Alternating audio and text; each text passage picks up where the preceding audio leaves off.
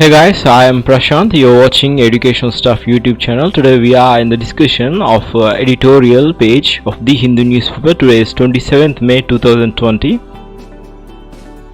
We will be discussing the second article. This is regarding China is now a dominant subject in US politics as election draws closer. President Donald Trump is entering a deeper into political quagmire on the three related fronts as America's death toll from COVID-19 is perilously close to psychological important mark of 1 lakh. As you can see, this is the official site of World Health Organization regarding COVID-19. This is the dashboard.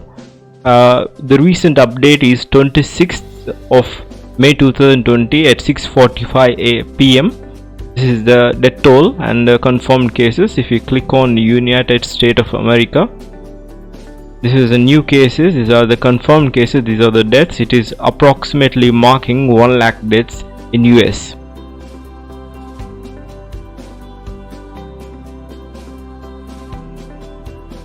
Americans' death toll for COVID-19 is perilously close to psychological important mark of 1 lakh.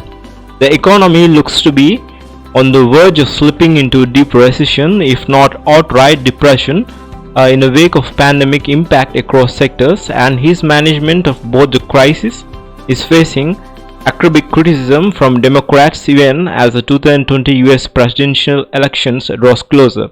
There is one factor that links on all the three political hazards he is facing China on the pandemic front. Mr. Trump has regularly tweeted the effect that the novel virus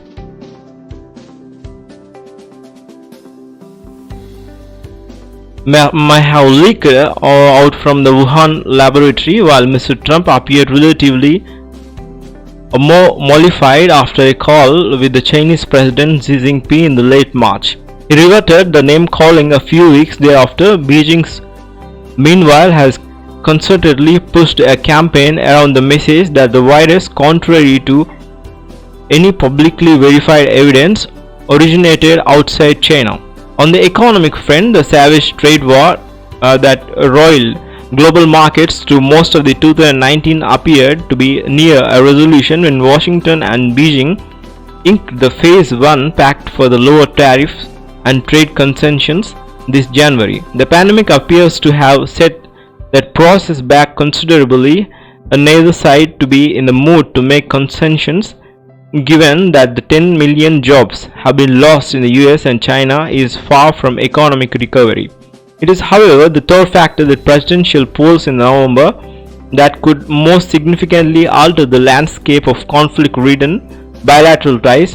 Presumptive Democratic nominee and former Vice President Joe Biden has several months launched sacking attacks on Mr. Trump's bungling in the early phases of viral transmission, including repeated messaging that President was slow to respond to warning signs from Wuhan and reluctant to lock down the US to enforce physical distancing.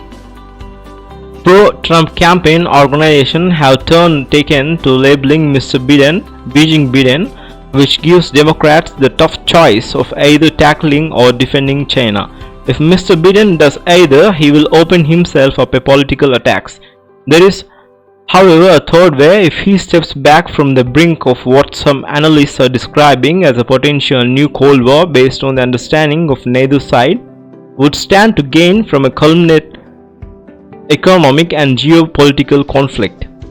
He may not only avert a torrid clash between the two nations, but in the process he might win over economically insecure, independent and undecided voters across the US who are decisively important to secure an election victory.